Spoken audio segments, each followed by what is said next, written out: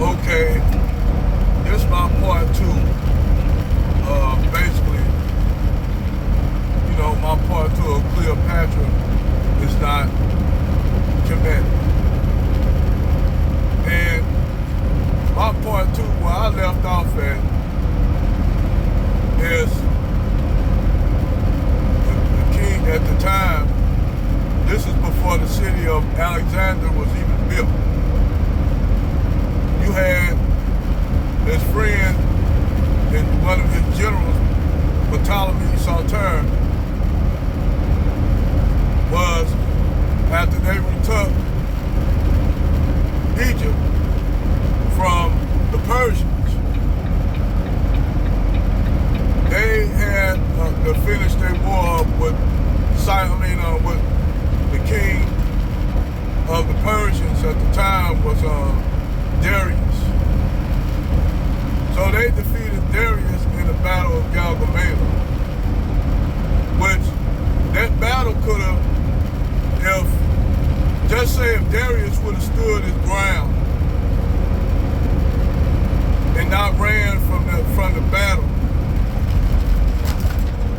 and would have stood there and fought when Alexander got up on him, when his cavalry unit got up on him. If he would have stayed there, that battle would have been completely different. Because actually the Persians were turning the tides in the battle of Galgamela. They were turning the tides because they were in the baggage train of the Macedonians. Only reason why, if he would have stayed his ground, the Macedonians, Alexander had to double back when one of the general Philotas came back to him and said they're attacking the baggage line. At that time, Darius cut and ran from the battlefield. He cut and ran. If he would have stayed there and fought that battle and not ran, when Alexander left and gave to protect that battle, he could have changed the whole war. The Persians could have defeated Alexander. And when they would have defeated Alexander, they had the forces to pretty much push him out of Iraq and Syria. They could have pushed him out because they wouldn't have had the momentum no more. Because the Persians was into the baggage train. So by you taking their supplies, basically you have control. You have control over them. You got them by the neck when you got their supply train. But Darius cut and ran. Well, after they conquered the Persian Empire, they found Darius on the banks of the Oxus River bleeding out. His own men killed him.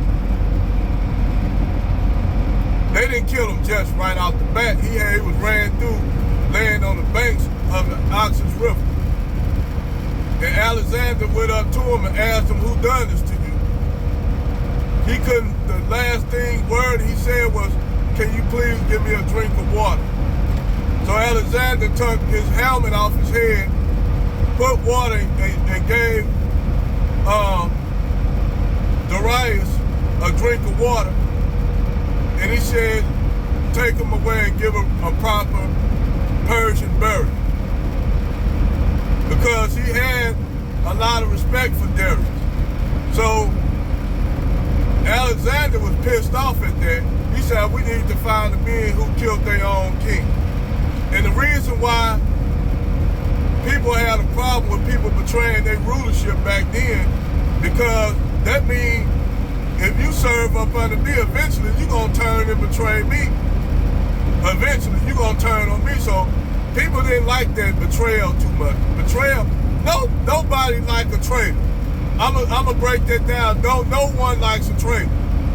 This is what we try to, not getting off subject, but this is why black women are laughed at when they sit up here and side with white men. They laugh at y'all because no one likes a traitor. No one likes a turncoat, a Benedict Arnold. Nobody likes that. You are the lowest piece of crap map on the planet. You lowest than a dog and a pig. When you betray, that's the problem. Even when the Mongols when the Mongols defeated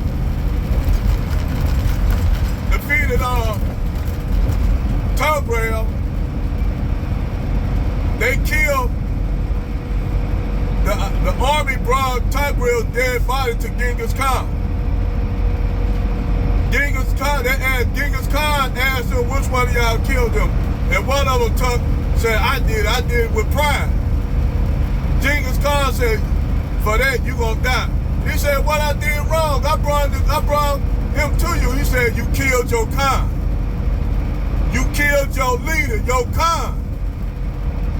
There's no forgiveness for that, because if you would do that to him, you would do that to me.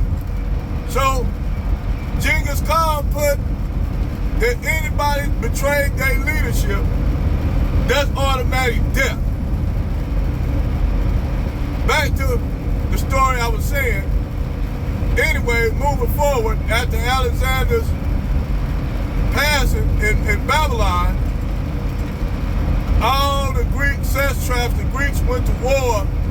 The Macedonians went to war on each other on who's going to win and rule over the new Macedonian Empire. So Ptolemy went and claimed Egypt. So at that time, they were building the city of Alexandria. They actually had two Alexandrias, the one in Egypt, and then they had the one Alexandria Taner that was in Persia. Today, it is the city of Samarkand. But nevertheless, Ptolemy Soter took the city of Alexandria for his own king. So what happened is, Ptolemy Soter had a Macedonian wife, and then he had several Egyptian wives. Now, according to any ruler, the first wife will always be the head wife. She was Macedonian. Now, he did have Kemitic wives. He did have Kemitic wives. But by that time, the Kemitic people, the gene pool was so mixed that she couldn't claim to be a Kemite. Because keep in mind, you had the Persians, you had the Assyrians, then you had a lot of intermarriage between all those people that were coming in from Asia, intermingling with the ancient Kemites. At that time, the true Kemitic kingdom moved down to Karma in today's Nubia or Sudan. So even though they still practice the Egyptian religious systems in the north, in what you call Lower Egypt or Lower Kemet, the head of the kingdom moved further south, which another thing too that destroys the argument and myth of Egyptians or Kemitic people being Middle Eastern and Asia. Why would they move the head down to the upper Egypt and lower Nubia? Because they went back to their ancestral homeland from which they sprung from. Now, back to Ptolemy's great-granddaughter, Cleopatra. Cleopatra was born of his Macedonian wife. The Macedonian wife, she passed away when she was a little girl. So, according to law, the second wife in command took control of the country, and this heir had to be a male heir, which was the young boy who came up. He was 8 years old. He was actually the ordained ruler of Egypt, according to the laws of Greek law, because they were a matriarchal society. So it was a war between Cleopatra and her brother Caesarion, which this war lasts for several years. But in order for him to fight, he had to go and get the support, go down to Upper Egypt in Nubia to get support of the Nubians, which the Nubians wouldn't support him because he wasn't a full-blooded Kemite. He wasn't of the blood lineage of the pharaohs. This is important. This is very important. Cleopatra was not, and Caesarion was not from the blood lineage of Kemet. They were outsiders. This is why Cleopatra, she never was accepted by the Kemitic people to the south, because they didn't see her as their queen. And they led several campaigns against Cleopatra. Only reason why Cleopatra won is because Mark Antony, after Julius Caesar was assassinated, after coming from Rome, after he had a war in Gaul, in Germany and Gaul, with the Gauls. Julius Caesar was assassinated, which some say his nephew, what's his nephew name? Augustus. Some say that Augustus had Julius assassinated so he could take power, which is a lot of solidity to that. But anyway, Mark Antony sided with Cleopatra. Mark Antony was Julius Caesar's horseman. He had control over Julius Caesar's cavalry forces. So this is how this war, Cleopatra had started a war, because actually, it must be mentioned that Mark Antony, he the only one that kept the Nubians from retaking Egypt, because they was going to retake it. They was going to retake it because Caesarion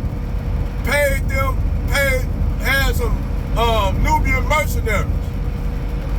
But he was killed in a battle with Mark Antony when he was 12 years old. So after that, that ended the Ptolemy family bloodline. When they killed Caesarion, that ended the bloodline. That ended their bloodline completely of the Macedonians, because after that, Julius, she had a child. Cleopatra had a child by Julius Caesar. She called his name was Caesarion. Caesarion was the son of Julius Caesar. Damn, I got the names mixed up. It was actually Sennacherib. That was the Julius Cleopatra's half brother. So that's why when these people say that Cleopatra is Egyptian, she was not. That could be disputed as well. And I said that to a lot of them when they say she was the last queen of Egypt. She was not. She was Macedonian. And the true Kemitic people never accepted her. That's why when the white Egyptologists try to use her as the last Egyptian pharaoh, she was not. She was not black. Her mother was Macedonian. Her father was Macedonian. So yes, that's the truth. That's the truth. Then on top of that, it's fucked up that y'all want to claim a fucking woman that was an ancient world 304. I guess a lot of women can relate to her in a certain kind of way. She was a 304. She was a ratchet. She was a ratchet. They brought her, her first introduction to Julius Caesar, they rolled her up in a rug, and they unraveled unrug the robe with her in it, butt ass naked.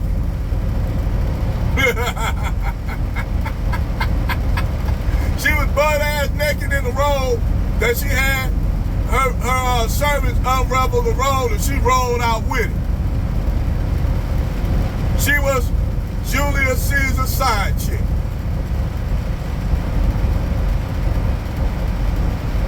So I hope I cleared that up for you all. While you all up here talking about they trying to make Cleopatra white. She was white. Yes, they are right. She was not Kemitic. Now I know a lot of y'all may get butthurt about that. And actually she wasn't even, she was meager and she wasn't even important.